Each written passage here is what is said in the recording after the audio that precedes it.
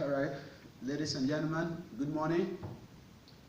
For the honor of standing in this great assembly to share with you my thoughts, I have sat for a few minutes and I have been entirely moved. I've used the occasion to send various messages to my colleagues in the western part of Ghana that a powerful thing is going on here. And in the fullness of time, we who are in the western part of Ghana, and I hope Africa as a whole, will embrace what is happening here.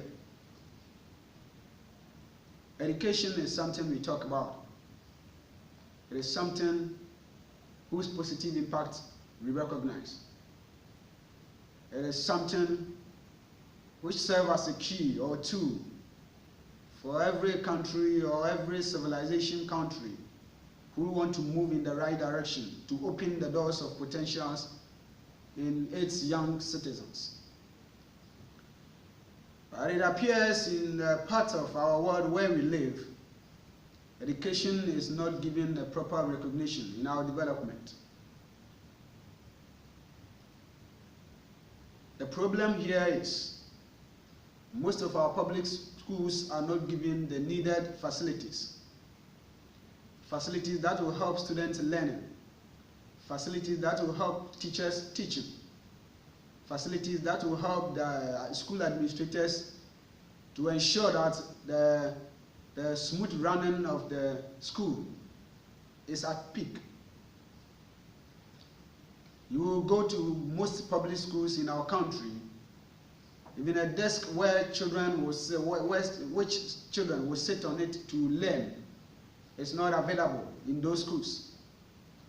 You go to a typical public school in our country where you will not find even a textbooks which ought to be used by the student in their learning. You go to a typical public school where a school is holding a population of 1,000 and even more.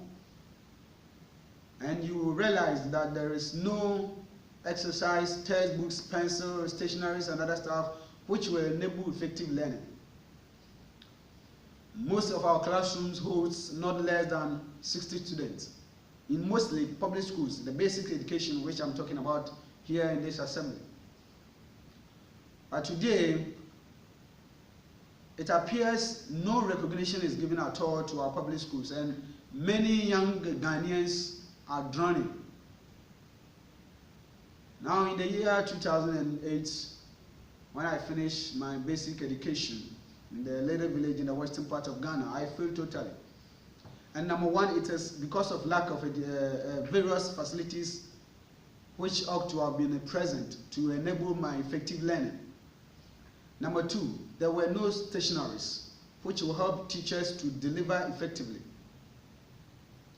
Number three, you go to most public education or the public basic schools in our country, it is very difficult to realize some potentials in these young Ghanaians, not because they don't have, but because there is nothing which is thrown as a light to these younger ones to see that they even have potentials in them. Young ones keep on dropping out of school all the time in this country. And these are some of the reasons why we are not moving forward. And I think, in my view, that if proper look is not given to our public education or our public schools in our country, then Ghana as a country will go nowhere. That is number one. Number two, one thing I've realized in this country is that most of our public officials do not have faith even in our education system. Most of us who attended basic public schools in this country never realized what we think to be a better education or good education. Because you complete your school and there will not be a skill, either in languages or in pedagogical skills or what I call the psychomotor skill. To even say that you have completed junior high school and it is serving as a key to unlock your potential entering to the senior high school. These are some of the problems we are facing as a country. Now, most of our public officials bring to us free education. And at the end of it all, they will send their children and their families, and even not their nephews, who will attend those free education that have been given to me who are here. Now, I don't think